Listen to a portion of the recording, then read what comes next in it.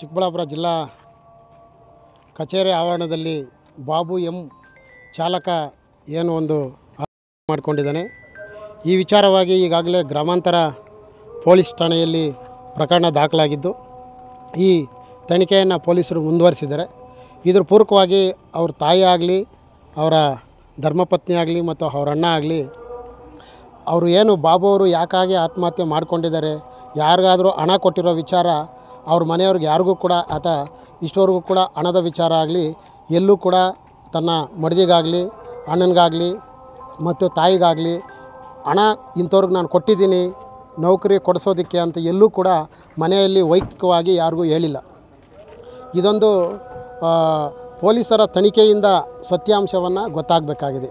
ಇತ್ತೀಚೆಗೆ ಇವತ್ತಿನ ಒಂದು FIR ಅಲ್ಲಿ ನಮೂದಾಗಿರ್ತಕ್ಕಂಥ ಒಂದು ನಾಗೇಶ್ ಆಗ್ಬೋದು, ಮಂಜುನಾಥ್ ಆಗ್ಬೋದು, ಅವರು ಶಾಸಕರ ಹೆಸರನ್ನು, ಸಂಸದರ ಹೆಸರನ್ನು ಹೇಳ್ಕೊಂಡು ಹಣವನ್ನು ಪಡ್ಕೊಂಡು ಅವರ ಹೆಸರಿಗೆ ಮಸಿ ಬಳ್ತಕ್ಕಂಥ ಕೆಲಸವನ್ನು ಮಾಡಿರಬಹುದು ಅಂತ ಒಂದು ಊಹಾಪೋಹಗಳು ಇಡೀ ಜಿಲ್ಲೆಯಲ್ಲಿ ನಡೀತಾ ಇದೆ. ನಾಗೇಶ್ ಮತ್ತು ಮಂಜುನಾಥ್ ಅವರು ಮಾಡಿರ್ತಕ್ಕಂಥ ಒಂದು ನನಗೆ ಸಂಸದರು ಪರಿಚಯ ಇದ್ದಾರೆ, ನಿಮಗೆ ಕೆಲಸ ಕೊಡಿಸ್ತೀವಿ ಅಂತ ಹೇಳಿರ್ತಕ್ಕಂಥದ್ದು ಇದೊಂದು ಸಂಸದದ ವಿಷಯ ಆಗಿದೆ. ಯಾಕಂದರೆ ಸರ್ಕಾರ ಒಂದು ಕೆಲಸವನ್ನು ಕೊಡಿಸ್ಬೇಕಾದ್ರೆ ರಾಜ್ಯ ಮಟ್ಟದಲ್ಲಿ ಒಂದು ಅಧಿಸೂಚನೆ ಹೊರಡಿಸಿ ಒಂದು ವ್ಯವಸ್ಥಿತವಾದ ಕಾರ್ಯಪ್ರಕ್ರಿಯೆಯನ್ನು ಮಾಡಿ ಸರ್ಕಾರಿ ನೌಕರಿಯನ್ನು ಕೊಡ್ತಕ್ಕಂಥದ್ದು ಒಂದು ಕಾನೂನಿನ ದೃಷ್ಟಿ. ಯಾರೂ ಕೂಡ ಸರ್ಕಾರಿ ನೌಕರಿ ಕೊಡಿಸ್ಬೇಕಾದ್ರೆ ಒಂದು ವ್ಯವಸ್ಥಿತವಾದ ಕಾನೂನು ಅಡಿಯಲ್ಲೇ ನೌಕರಿಯನ್ನು ಕೊಡಿಸ್ಬೇಕು.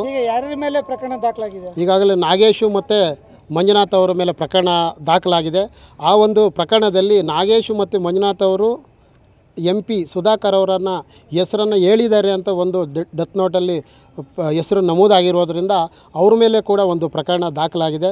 ಈ ಪ್ರಕರಣ ಸತ್ಯತೆಯನ್ನು ಪೊಲೀಸರ ತನಿಖೆ ನಡೆಸಿ ನೊಂದ ಕುಟುಂಬಕ್ಕೆ, ಬಾಬು ಅವರ ಕುಟುಂಬಕ್ಕೆ, ಅವರ ಹೆಂಡತಿಗೆ ಮತ್ತು ಅಣ್ಣ ತಮ್ಮ ಕುಟುಂಬಕ್ಕೆ ನ್ಯಾಯವನ್ನು ಕೊಡಿಸ್ತಕ್ಕಂಥ ಕೆಲಸ ಪೊಲೀಸರು ಮತ್ತು ಸಮಾಜ ಮತ್ತು ಸರ್ಕಾರ ಅವ್ರಿಗೆ ನೆರವಾಗಿ ನಿಂತು ಅವ್ರು ಏನು ಅನ್ಯಾಯಕ್ಕೆ ಒಳಗಾಗಿದ್ದಾರೆ ಅವ್ರು ನ್ಯಾಯ ಕೊಡಿಸ್ಬೇಕು ಅಂತ ಎಲ್ಲರಲ್ಲೂ ಕೂಡ ಕೇಳ್ತೀವಿ.